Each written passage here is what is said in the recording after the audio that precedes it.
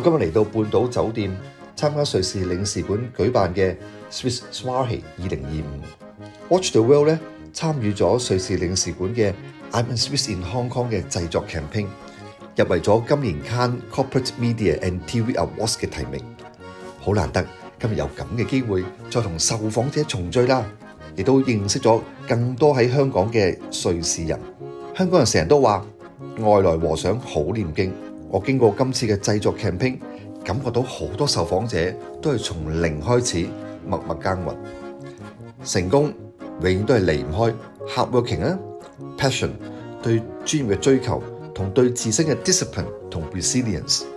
當然仲有係香港提供咗個好好嘅環境俾佢哋，一個擁抱專業多元創意嘅城市，俾佢哋可以以港為家，發揮所長。